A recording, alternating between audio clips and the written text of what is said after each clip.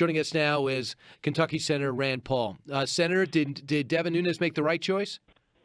Well, it's hard for me to know because I don't know all of the details, but I think Devin Nunes did a service to the country by exposing Susan Rice, and I believe that's what happened. I don't know all of the information that changed hands, but I think that Susan Rice did something terribly damaging to the country because we can't allow, the intelligence community loses a lot of credibility when we find out it's being politicized, and so there are dangers really to having political people use top secret information for political purposes, and I think the more we learn about Susan Rice, the more we're going to learn that she's been involved, I think, in a lot of shenanigans with using intelligence at the White House for political purposes. Here is Donald Trump with the New York Times.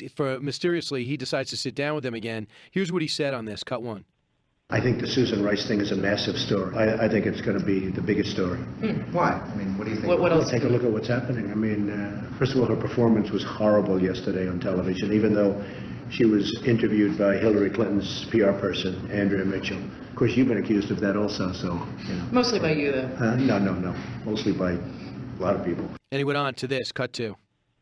What are the people you think are going to get ensnared in this? Can you give us a sense?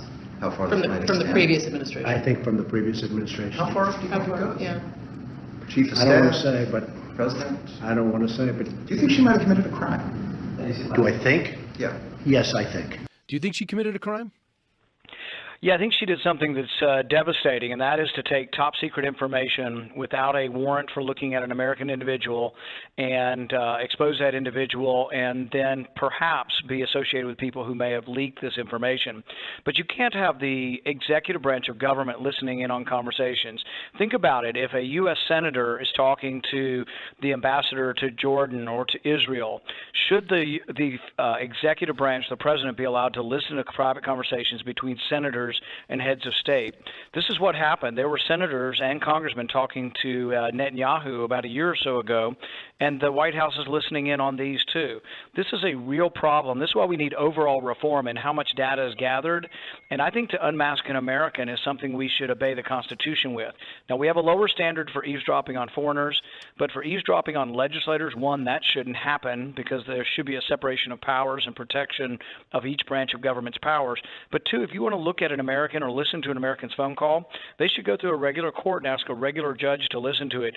Having political people who have been known to be partisans and very, very biased like Susan Rice, you can't let those people shouldn't have the ability to look at Americans' phone calls. Isn't a FISA court good enough? The FISA court is a secret court, so one of the problems with a secret court is you don't get a lawyer on your side. There's only a lawyer on one side. It's a one-sided court, which is a problem. The other problem is that it's in secret. Now, you could say, well, we'll accept a lower standard for spying on foreigners, and even the privacy advocate that I am, I can accept somewhat of a lower standard for foreigners, but when they're talking to Americans, to listen to the Americans or to unmask the Americans, I think you ought to go to a regular court and have a regular court order or warrant. Senator, let's talk about what's happening in the White House. You spent a lot of time with the president. I know he really respects you. He seems to really go to you a lot. You guys were golfing together on Sunday. There's been some movement. Steve Bannon has been pushed back to the point, if you don't believe the New York Times and Politico, that he almost quit when it comes to being a member of that Principals Committee, National Security Advisor. Who's up, who's down in that White House? And do you want to see some changes with the people surrounding the president? I don't think that's my prerogative, really, to tell the president who he needs to have around him. I've met with all of them. I think I have good relations with all of them. And what we're most happy is that this White House is very open to listening to conservatives, to listening to Republicans, and that's an unusual thing after 8 years. So I don't have complaints. I have nothing but good things to say about the relationship that Donald Trump is trying to have with Congress.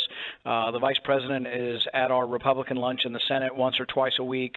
We see Reince Priebus. We talk to Steve Bannon. So you have no say. Okay. Mick Mulvaney. No, I think it's mostly good. I don't have a negative thing to say about it, really. Nikki Haley said this yesterday, cut 20. Yesterday morning, we awoke to pictures, to children foaming at the mouth, suffering convulsions, being carried in the arms of desperate parents. And she says we cannot close our eyes to this responsibility. The president says it is his responsibility. Do you think we should do what Senator McCain said and make this thing a no-fly zone? And if they tried to fly, bomb out their runways?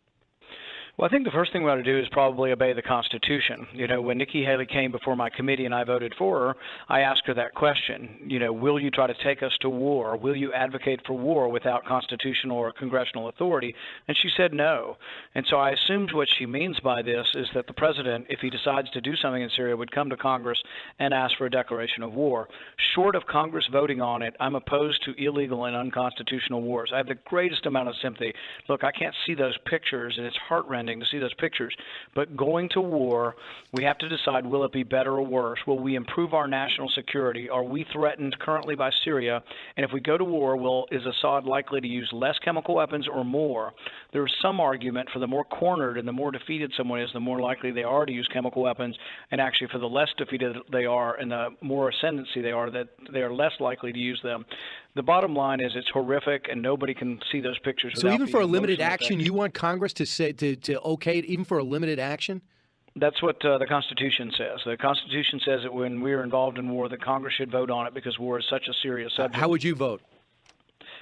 You know, I think what we'd have to do is present the evidence, and then we have a very serious debate over what exactly happened. See, I've not seen any of the intelligence. I would like to see the exact. Gotcha. We have pictures of everything. I want to see exactly what is the evidence that the Syrian government did it before I make a decision. All the news reports have concluded Gotcha. that, and it's probably true, but I want to see the evidence of that before. Senator Paul, thanks so much. Chris Whipple next. Don't go anywhere. You're listening to Brian Kilmeade. We will make America great again.